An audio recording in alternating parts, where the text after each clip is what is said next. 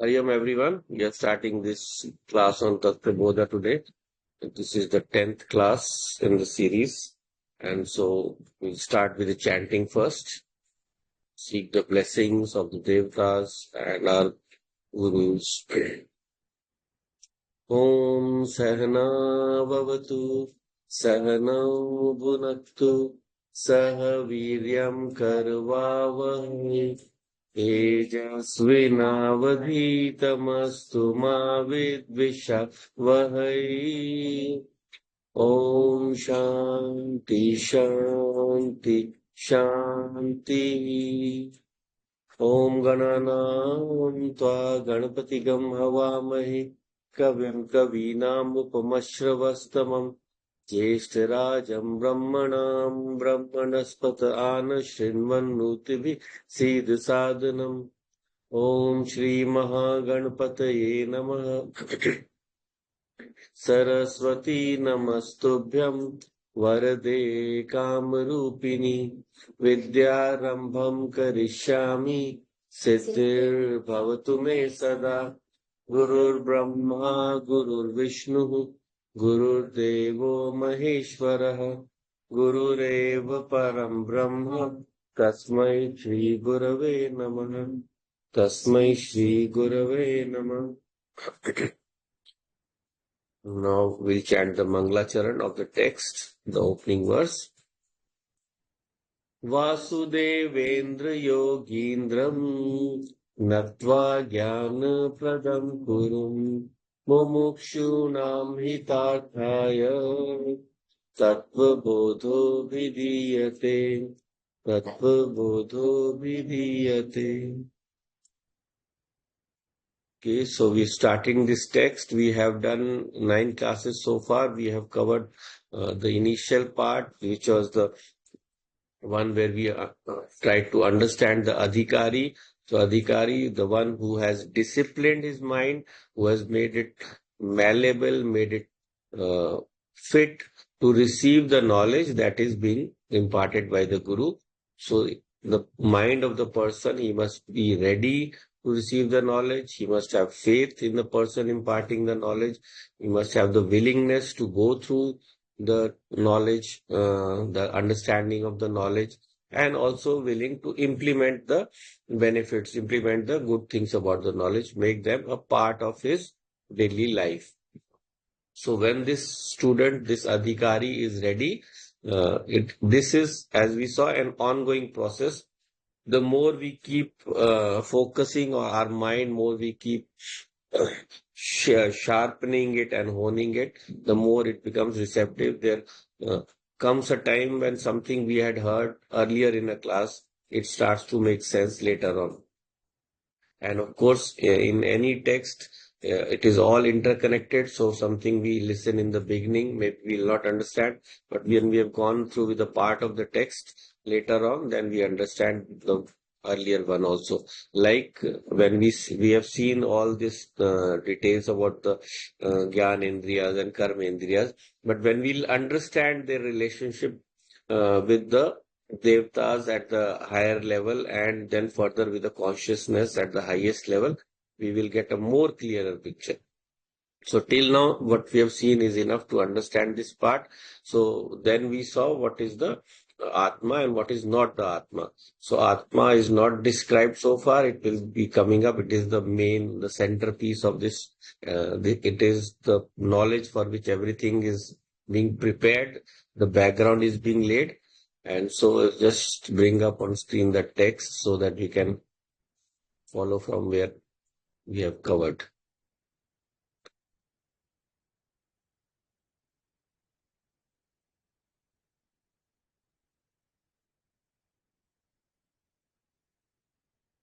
So we were looking at the 11 anatmas, what is not the self, or the identifications to which we form our soul. We connect our soul and think that that is the soul.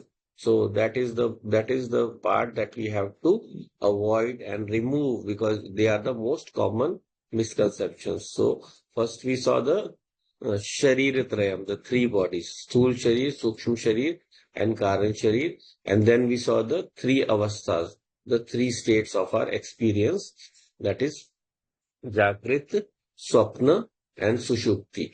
And also we saw how through all of those states, it is the Atma only which is acting. It is the common, non-changing thing through all of those experiences.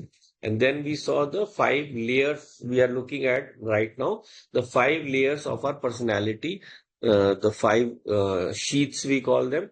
They all reflect the joy or the consciousness of the Atma, of the soul. And that is why whenever they reflect, the mistaken impression, what we call the tadatma or the identification happens. Where that identification makes us think, I am that sheath. I am that sheath. I am that kosha. Kosha represents something that covers, like a sword is covered by a sheath, the scabbard. So when it is covered, then it is hidden from you. But these koshas, they are hiding from us the Atma, which is in plain view. Why? Because we start focusing on the shape and not on the actual essence, right? So when we are looking at a piece of wood, we see it as a table, as a chair, or whatever shape it has been given. And it is only when we focus our attention towards that, that this is actually all of them are wood only, then only we understand what is the actual. So the wood is not hidden from our view. It becomes unnoticed because of the shapes taking up our space of our mind, because it is the mind which recognizes only shapes. Mind recognizes mainly shapes. Something that is shapeless, the mind cannot recognize, right? You need something with shape, and anything is given shape by some kind of action, by some karma. Karma gives shape to any object. So Annamaya was the first kosha we saw. Annamaya, that is represented by actually the gross body. So these five sheets are basically the three shariram only, the three bodies. They are just divided from the standpoint of so they are divided according to the function. So whatever the function. So the first part is the Annamaya Kosha. Anna raseneva bhutva, Anna rasevam buddhi prapyam, Anna rupa prithivyam yad viliyate, tad Annamaya Kosha sthul shariram. So it is the sthiti karan, out of which everything is born. Anna raseneva bhutva. It is then again the sthiti karan, Anna raseneva vriddhi prapyam. It alone sustains and nourishes all the stages of our body, right? And then Annarup Prithivyam Yad Viliyate, and again it merges back into the earth element from where it came from. So, anyone remembers the six stages of our body, starting with, if I can give a hint, Asti? Can anyone attempt? You should remember these things. So, अस्ति yes, correct. जायते Very अस्ति nice. जायते वर्धते Hmm. विपरिणमते Hmm. और last में वो है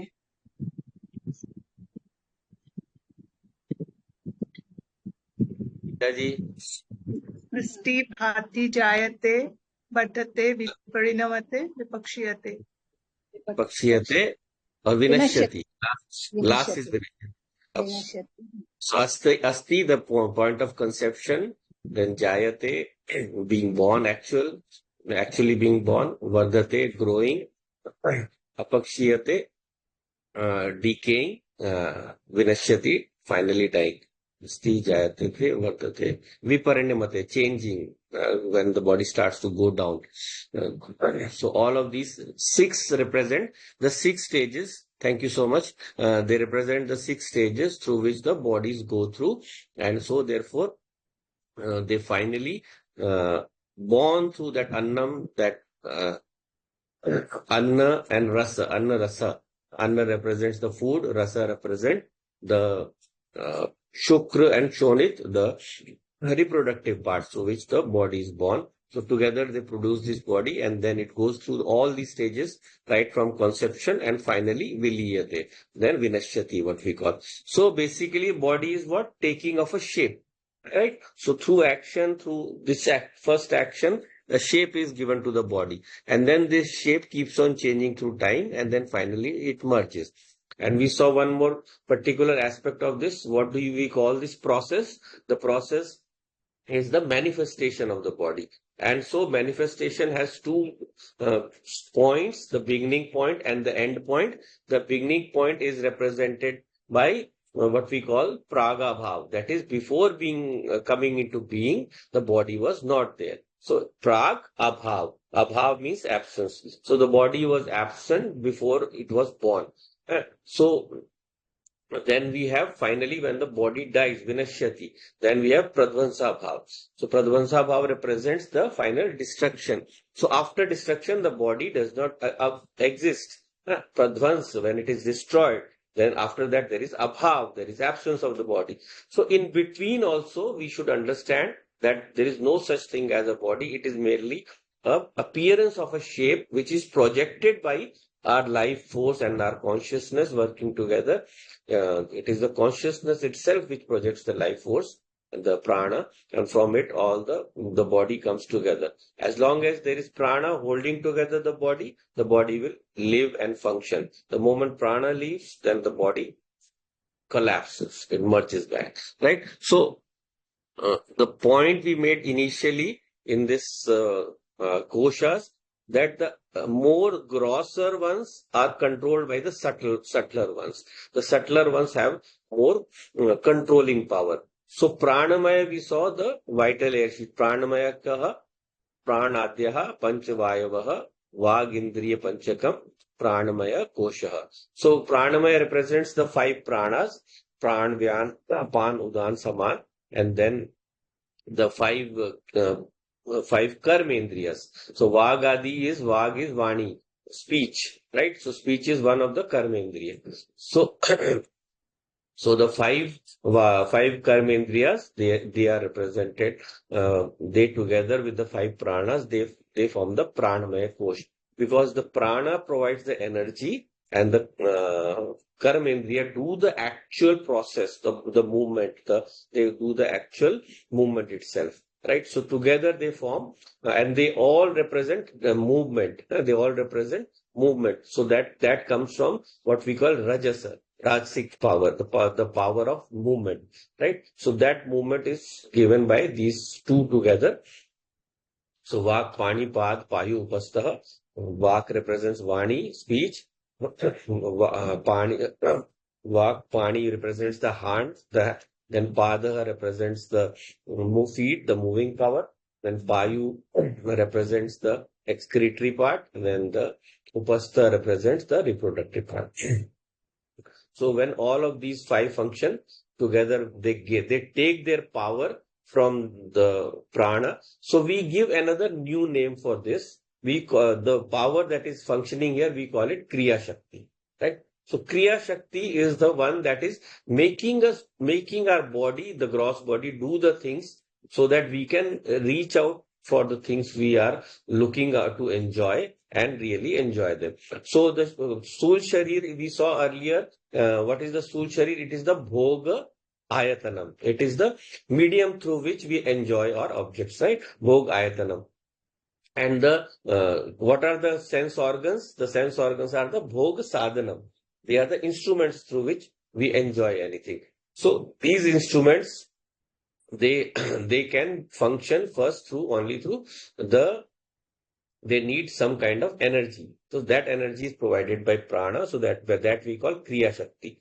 And the other two Shaktis that we'll see later, that is the Kriya Shakti, Ichha Shakti, and Gyan Shakti.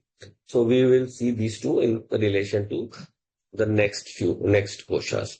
So now let us start with the next kosha, Manomaya Kosha. So what is it? We'll have a quick look. मनोमय कोशकः मनश्च ज्ञानेन्द्रिय पंचकम् मिलित्वा भवति स मनोमय कोशः. Again, मनोमय कोशकः मनश्च ज्ञानेन्द्रिय पंचकम् मिलित्वा भवति स मनोमय कोशः. So Manamaya Kosha, what is this mental sheet? What is the mind sheath? That is Manascha, the mind, and the Gyan Indriya Panchakam, the five sense organs of knowledge. The Chakshu, Rasna, uh, Shrotra, uh, Chakshu, Rasna, Shrotra, Twacha, and Ghan.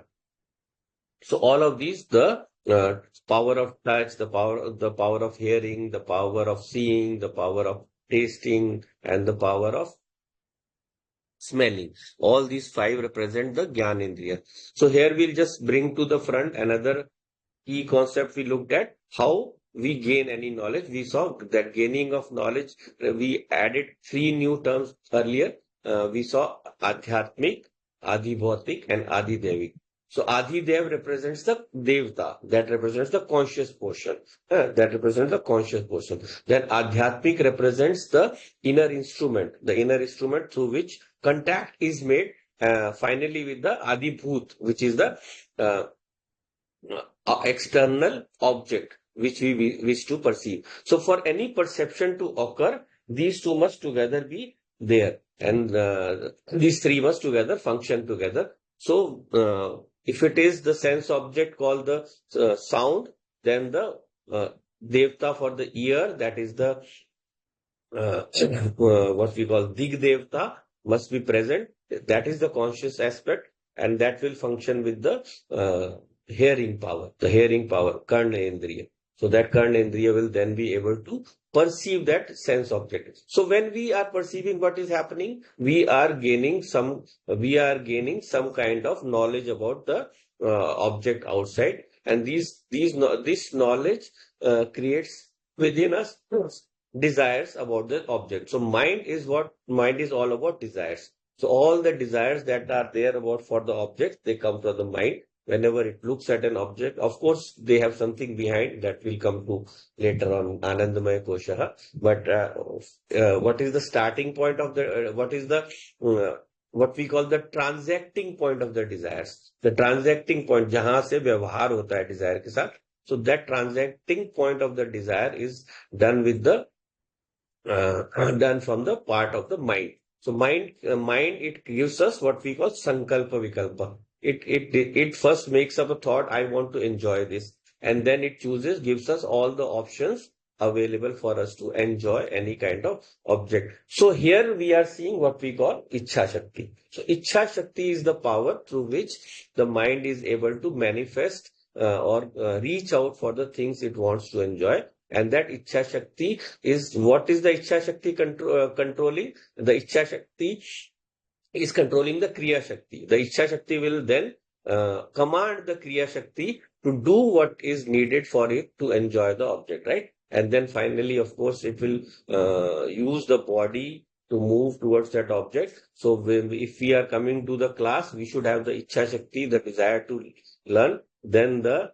Pranamaya Kosha should be active. We should have a body, that is body and mind, that are fit and ready to come to the class or come to listening. So in this way, the Ichha Shakti will then guide us to our body and guide our body to do it. So as we said earlier, the more inner the kosha, it will control the outer one. The more subtle, that will control the grosser one. So this Manomaya Kosha being more inside, more inwards, it will then control the outer kosha. So we have lots of desires in our mind. We have lots of desires in our mind, but do all those desires, do they all exist for everyone? Or were they always existent? Like someone today wants to play a computer game, but like 100 years ago, was that possibility there? There was no computer game, right? So for a desire to come, there must be something we will discuss in the next question. So just take it up. What is the next question? So Vijnanamaya Kaha Buddhischa Jnanendriya Panchakam Militva Bhavati Savijnanamaya Kosha. Again, Vijnanamaya Kaha.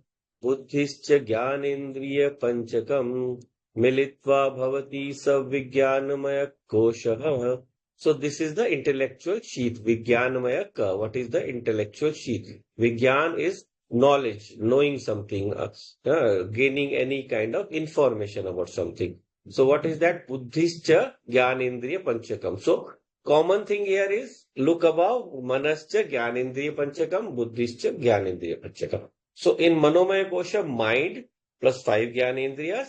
In Vijnanamaya Kosha, Buddhi plus five Jnanendriyas. So five sense organs. So there what is being in the case of the Manaha, the mind is controlling the desires. But here we are gaining knowledge. So both cases Jnanendriya are necessary. Yeah? So they perform the dual function of being the channel for our desires and also giving us information or knowledge about any sense or sense object. Right? So buddhischa jnanendriya panchakam militva, by combining together bhavati sa vijnanamaya kosha. So vijnanamaya kosh is representing the knowledge part. So when we are desiring something, then that knowledge for that object should be there. We should know what that object is. Then only the desire for the object will come. So in this way, again, as we see, the buddhi is controlling the remaining parts. So we also know what is there is a definition for buddhi. The buddhi is nischay atmika buddhi. The buddhi definition for buddhi is nischay atmika buddhi. So where from does this definition come? The mind is giving us vikalpa, choices, different choices. Sankalp, vikalpatmaka mana we saw. So that sankalp, vikalp that are happening in the mind, sankalpa, when it forms a desire, or I want to do this, and then vikalpa, all the different choices.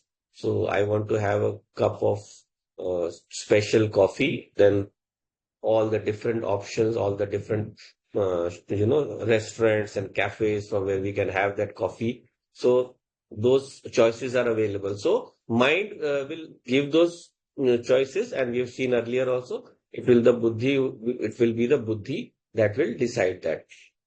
So when the buddhi has decided all of those from those choices, then that is what we call a decision, the nischay. So the nischay part is done by the buddhi. So all the knowledge that is obtained by us through the sense organs and the buddhi, they only help us generate the desires. They only give us the material or the food for all our desires whenever we are confronted with any object in front of us. So huh? the, the buddhi. The buddhi will give the food for all our desires. So again I repeat, the buddhi will be controlling all our desires. So buddhi is now here what we call jnana shakti. So jnana shakti will control ichha shakti will control kriya shakti. Right? So in this way, all of these three shaktis, they coordinate with each other, one controlling the other, and we are able to go after our desires. Okay. So all that we have seen so far, that these desires are born through knowledge. But do everything that we know, do everything that we have knowledge about, do we desire all of these things? Do we desire each and everything that we know? No, we have restrictions to that, right? So that restrictions will come from the inner next kosha.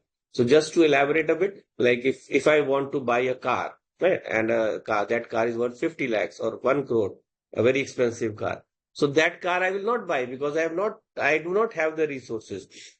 Right. So in this way, even though the knowledge is there, I've seen a beautiful, wonderful ad. The ad is showing someone driving that car at full speed and it's traversing through all the difficult terrain. And yet, even though I like that ad, but the desire for me to buy the car will not be there. Maybe later I can plan for it. So then it will not be immediately available for my consumption, that object. So in this way, a lot of desires. Plus, if I am incapable of enjoying that object, like if someone does not have teeth, then he will not go for something very hard or something that is tough to bite. So that food that person will avoid. So in this way, all of our desires will be controlled by what we call all of our the knowledge, whatever we have about objects, that will not lead to desire unless it is controlled by some kind of deep desire within us, which we call vasana. Vasana is something. What is vasana? We saw earlier. We whenever we enjoy an object, then we develop an impression about that. That impression we call samskara. Through repeated enjoyment, that sanskara becomes very what we call deep.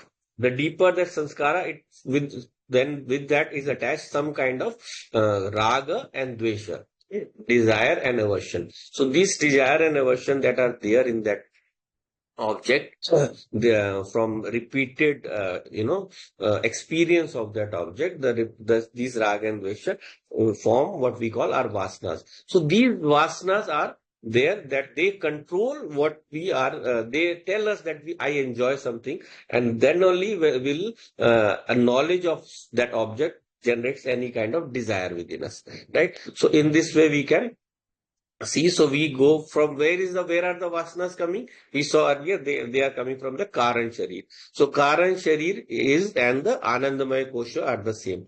So we'll just go now to the Anandamaya Kosha. So that is the deepest and most inner kosha. Anandmaya kaha एवमेव कारण शरीर भूत अविद्यास्त मलिन सत्वम प्रिय आदि वृत्ति सहितम सत आनंदमय कोशः. अगेन आनंदमय कः एवमेव कारणभूत विध्यास्तः मलिन सत्वम प्रिय आदि वृत्ति सहितम सत आनंदमय कोशः. And we conclude this etat panchakoshakam. So the teacher says, yes, I have now told you what is the panchakoshas. So now the final one is Anandamaya Kosha. So this Anandamaya Kosha contains all our deepest desires. They are hidden in the form of darkness. So just like objects are available in the darkness, but we cannot perceive them, right? So in this same way, all our thoughts, all our vasanas are there in the Karan Sharir or in the Anandamaya Kosha. And this Anandamaya Kosha then is able to uh, what we call reflect all our joys within itself. So because there is no object, so that is what we call an objectless joy.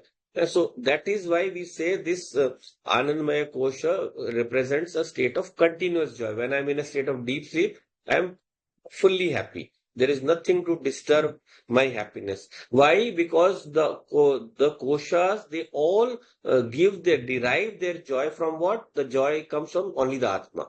Atma is the source of joy. So this Anandamaya Kosha is very close. It is the closest.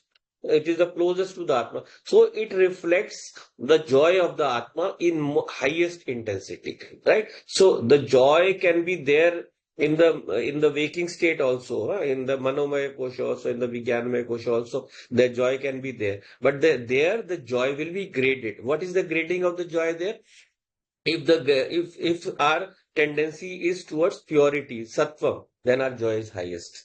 Right? If we have sattva. If it is towards rajasam, so then that is called the joy of action. So that joy is graded, it is bit lesser. And then finally is the tamasic joy, the joy of causing pain to someone, hurting someone. That is a tamasic joy. So that tamasic joy is the lowest joy, we call it. So all of those joys in the other avasthas, they are all also reflection of Atma only, but there the distance from the Atma is more, so the joy becomes lesser. In the case of Anandamaya, the joy is uncontaminated and what we call uniform joy. Right? So there are no vrittis in between to disturb or break up our joy. There is only one vritti, we say abhavakar vritti. The thought that is objectless. There is all thoughts are with some kind of object, right? Every thought is related with some object that we perceive. But in deep sleep, the object is nothingness. I am perceiving nothing. That is another kind of object. No, that is another kind of object where no object, I'm thinking of no object. You can practice this even when you are sitting. So you can practice that I'm closing my eyes, I'm not perceiving any object, I'm not thinking of anything. What you do when you go into samadhi.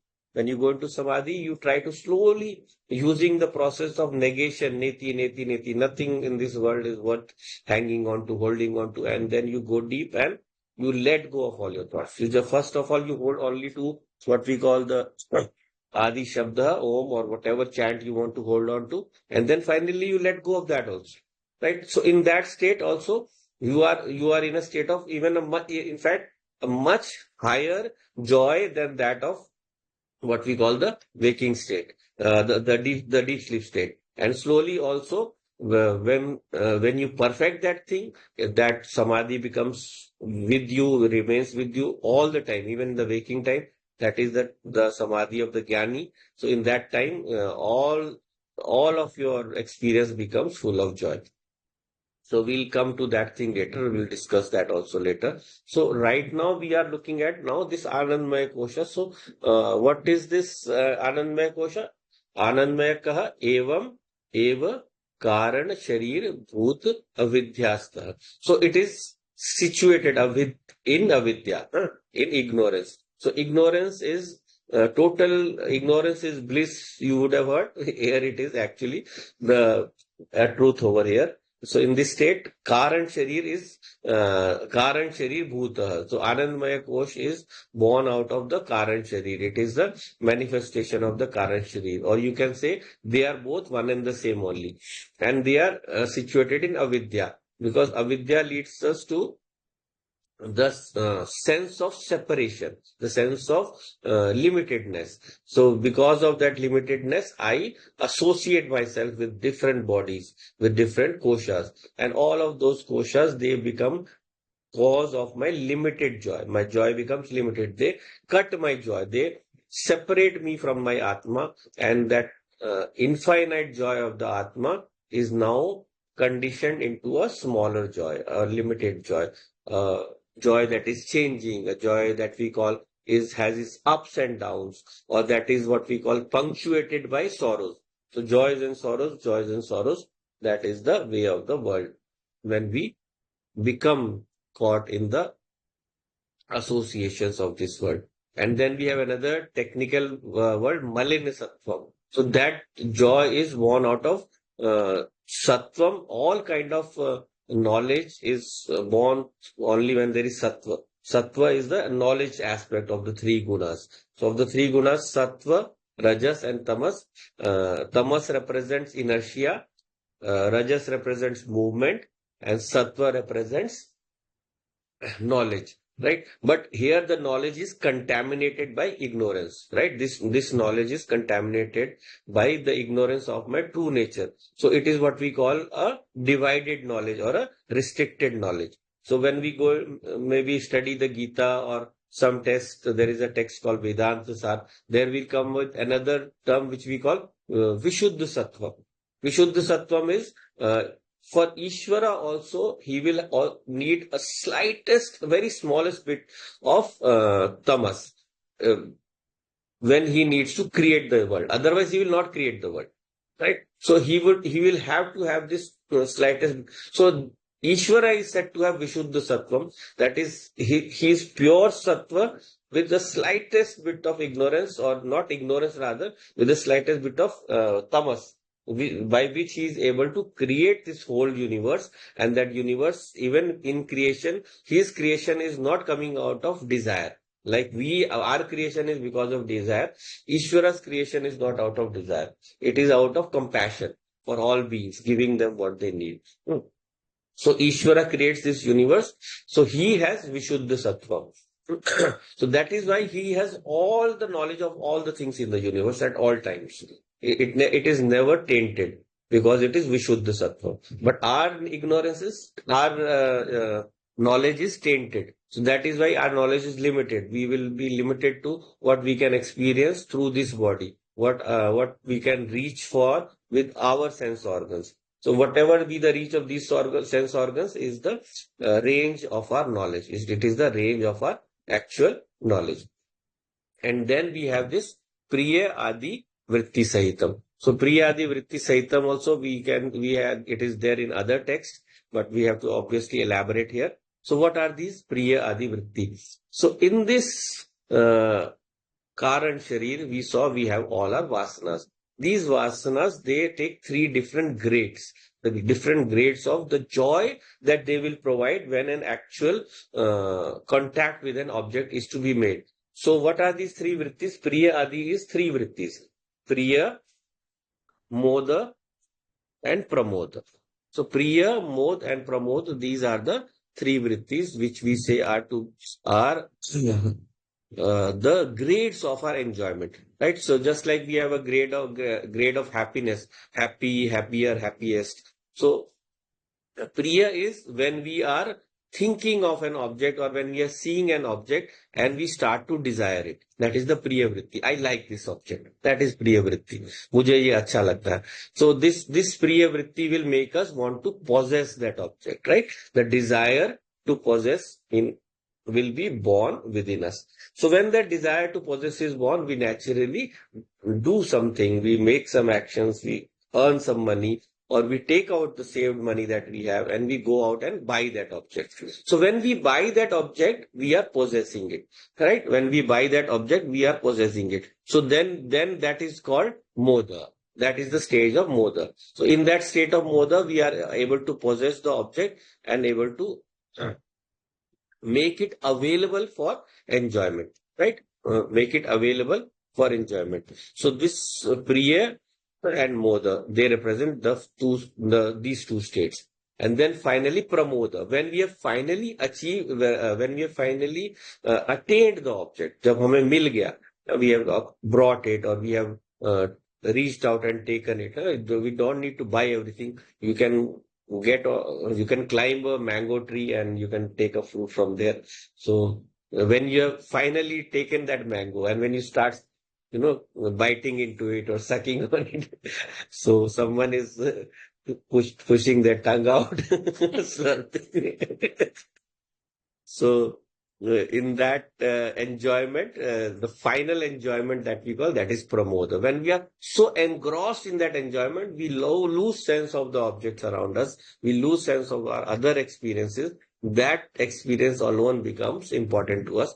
That is called pramoda, prakarshena moda, the joy of the highest order, prakarshena moda, right?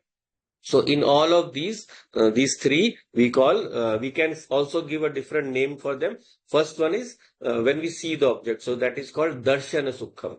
Darshana sukham. When we see the object. And then finally, when we attain that, we are able to hold it in our hands. We are able to make it ready for enjoyment. That is called grahana sukham. Yeah. So darshana sukham, grahana sukham.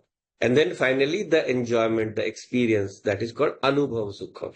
So darshan sukham, grahan sukham, and anubhav sukham. They represent these three, priya, moda, and pramoda. These three vrittis. So through these three vrittis, we are able to enjoy all our sense organs and all the sense objects that we have desired for.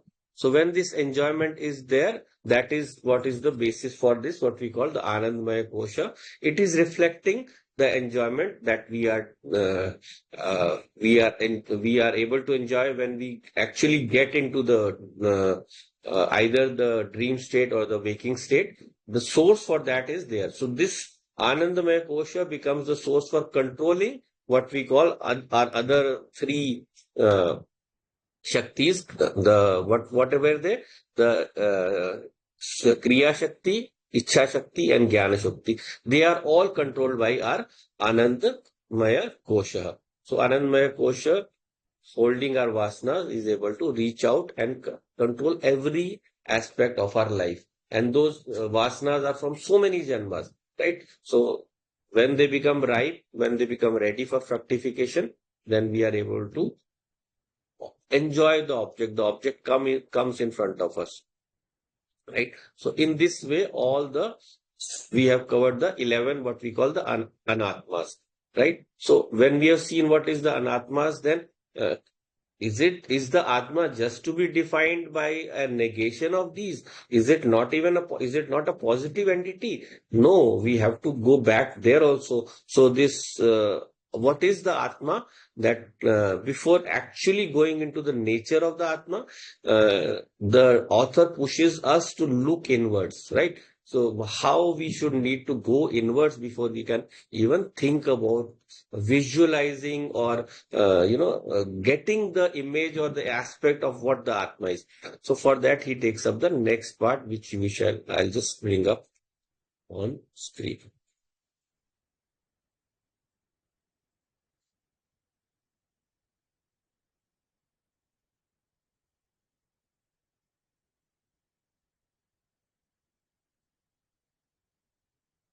So these about the five sheets we have. Next we have how we have to go inwards. So before we go inwards, there is one key concept that I'd like to discuss. So I think I'll share that slide first so that we can understand that.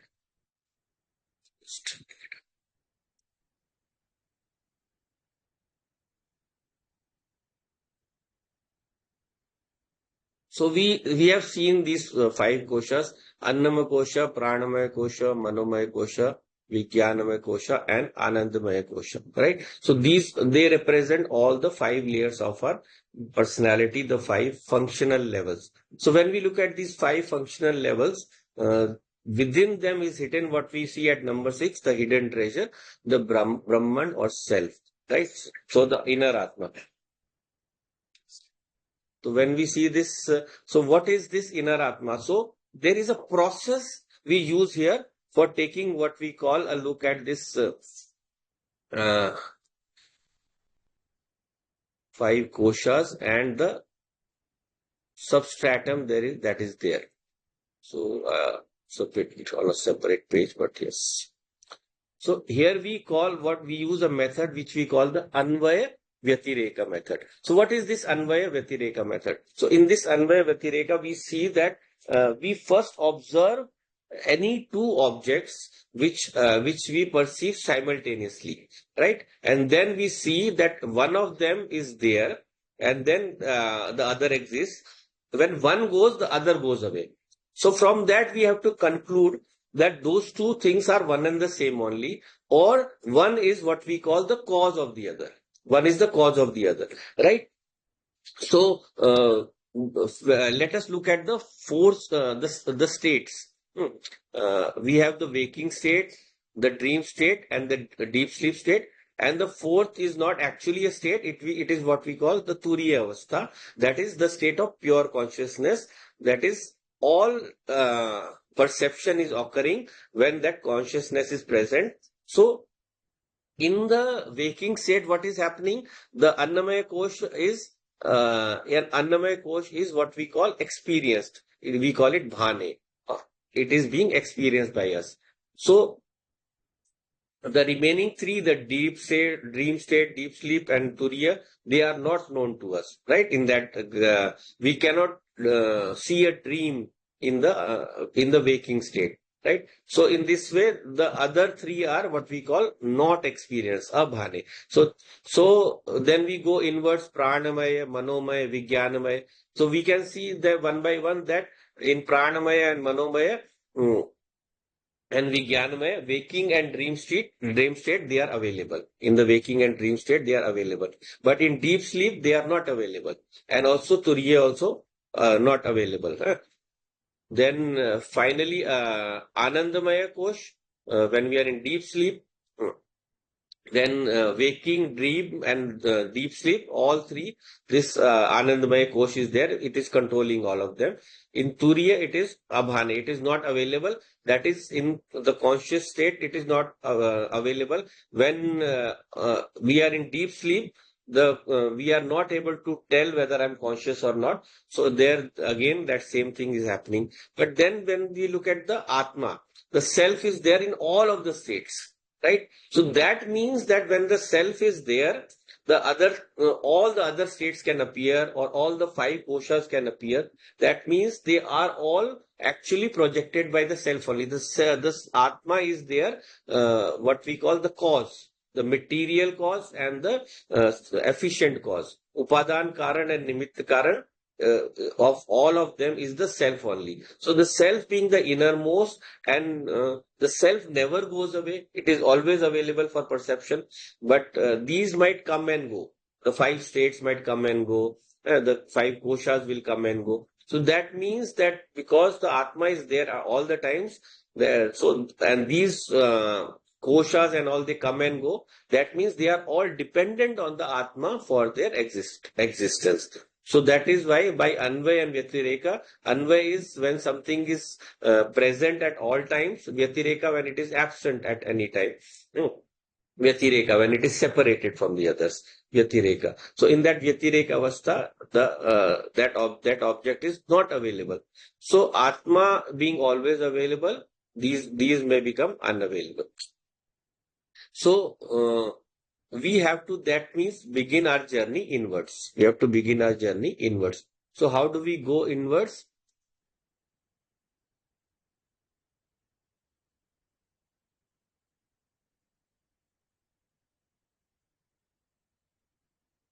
Madiyam shariram, Madiya pranaha, Madiyam manascha, Madiya buddhi, Madiyam jnanam, iti svenev jyayate, pradyatha, Madiyatven jyatam, Kataka kundal grih adikam, Swasmad bhinnam, Tatha panchakosh adikam, Madiyatven jyatam, Atma na bhavati.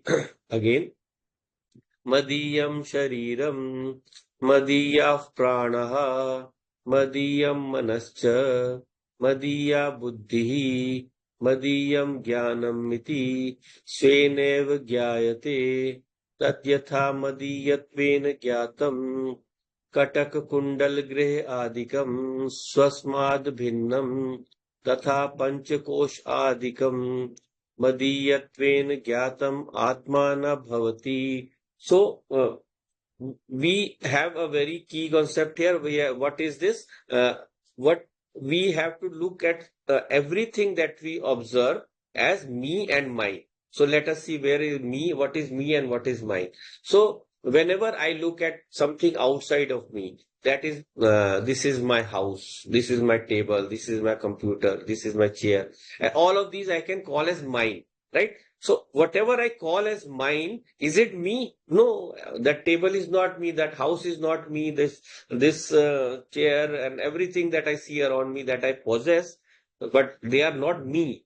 They are bhinna. So uh, in this way, all of these things that I see around me, they are not me. So what we look at here is in the second line, Katak, Kundal, Griha, Adikam, Swasmad Bhinnam. This so Katak, the bangle, the Kundal, the earrings, Griha, the house, they are different from me. They are my possessions. Of course, they are my possessions, but they are not me. So they are Swasmad Bhinnam. They are Bhinnam, different from me. Then let us go a bit inwards. Then, in the same way, just like they are different from me, then my body also is different from me. Madiyam shariram, my body is also different from me. I call it my body. I call it my body. I can observe it. I can feel its activities. So I am the observer of the body. I am not the body, right? So in this way, this body also is not me. This body is also not me. Then Madiya Pranaha, this life force of mine, this life force is not me. This life force is not me. I can observe the movement of this life force. So this we have to keep going inwards. Once I was talking to one of my staff and we were discussing something like this, and he just said out of the blue that I feel that I am not this. I am not this body. I feel I am the मैं अपनी सांस हूं. I am the breath moving within me. I am the life breath within me. So I said, very nice. That means you have gone somewhere inwards on your own, which is very nice. So maybe you will then slowly you will go more deeper. So this is our guru. This is the the teacher of the writer of the text who's taking us inwards. So he's saying that this prana that you see, that also is not you. That is just a life force that is moving within you. That is an instrument for you. That is doing all the activities within you. And then again, further, madiyam manaschaha. This mind also, I can feel the mind. I can see my thoughts. I can tell I am, what I say, I am happy, I am sad. All these are different states of the mind, and all of these states are known by me. They are seen by me. They are observed by me. That means they are mine and they are not me. Madiyam manaha. It is my mind, and it is not I the mind, right? And then similarly the buddhi. So madiya buddhi. So Madiyam, because all of them masculine. This one Madiya, Buddhi, Buddhi is feminine. So Madiya, Buddhi, my Buddhi, my intellect. So that intellect also is my intellect only, Meri Buddhi. So someone will say to you, something that तुम क्या बुद्धू हो क्या तुम्हें समझ नहीं आता है क्या why are you so stupid? Why do we then get upset? Why do we go? It is my buddhi. He is talking about an instrument of mine. He's not saying it to me. So technically, we should not be. Why do we get upset? Because we identify with that buddhi. And that is the most deepest identification. If he says something to your mind, why are you so fickle minded? Why do you think, why do you desire one thing or think of doing something? Then again, you move on to the next thing. So that fickleness, if someone complains to you or tells you, you will get upset a little bit, but you will, for a good person, for a sadhak, he will find it easier to take that as an advice. Yes, I have to focus my mind. Someone is telling me, right? And then Madiya Prana, someone says, why are you so lazy? Why don't you move around? Why don't you do some exercise?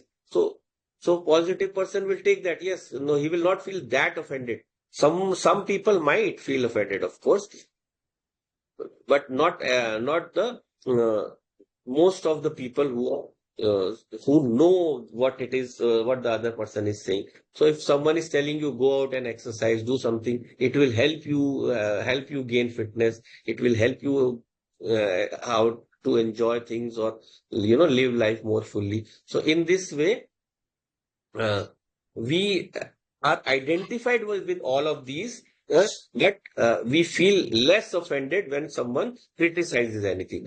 Then finally, the sharir also, the madhyam shariram. This body also, someone says if there is something wrong with you, you should do about it. You will go out and do it. You won't feel offended. But the maximum offense you feel when someone,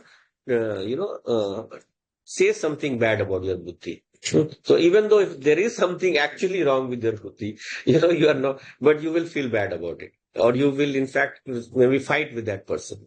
So all of these, madhyam jnanam iti. That is another deeper state. Someone says, you know anything, you will get really very angry.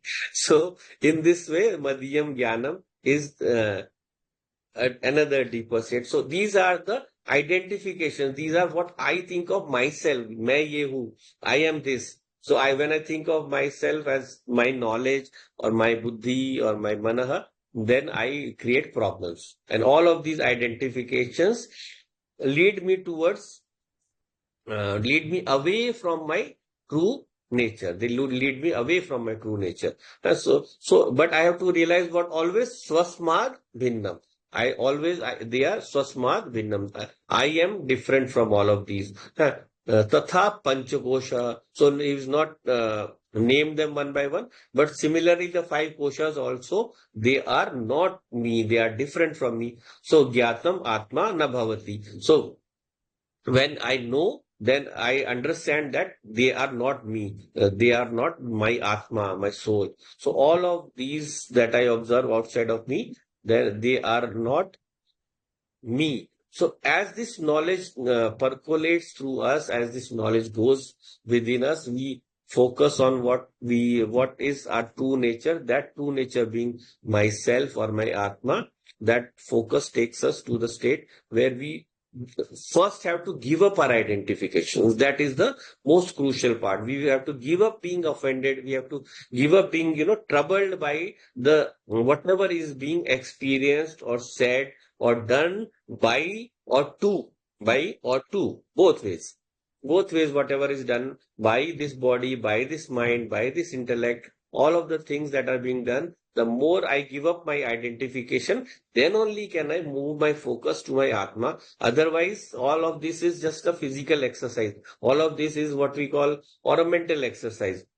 Right? So this knowledge is not of any use unless I learn to give up all my what we call tadatma, all my association, my identification. When my identification is strong, my vision doesn't go inwards. So in the language of the Upanishads, it is said that Brahmaji has made he's made the indriyas go outwards. He has destroyed them, he says in a way, hinsita. So the Lord has directed our sense organs outside so that we may not be able to look inwards and glance at our true nature. Because once we do that, we will not be born again. We will not be coming into this world. We will not feel ourselves limited, and we will not become what we call the pashu of our devtas. We are all pets for all the devtas around us. They control us. The sense organs, they are the devtas. Jnanendriya, Karmendriya, Mana, Buddhi, they are all devtas that control us. Why they control us? Because we are unable to direct our gaze inwards. Most of the time, even after knowing this knowledge, uh, I, I will not say for you, I will say for myself also. Every one of us, we need to direct our gaze inwards and give up these associations of outside, so that when we do that, we will know that I am not bound, I am not limited, I am not controlled by them. And when this control I give up, I can truly look into what my soul is inwards. And that soul is going to lead me to the true knowledge. So the nature of that we will look later on. But just if you read this, Atma tarhi kaha, Atma tarhi kaha, Satchidanand Swarupaha. So this we will know later. That is the nature of the Atma. But till then, we have to direct our gaze inwards and focus towards our Atma and see that these associations that we are having, that we have to give up.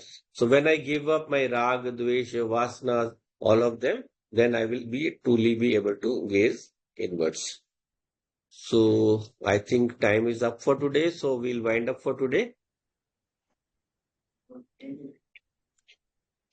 Om Purnamadav Purnamidam Purna Purnamudachyate Purnasya Purnamadaya Purnameva Vashishyate. Om Shanti Shanti Shanti. Hari Om Shri Gurubhyo Namaha. Hari Om.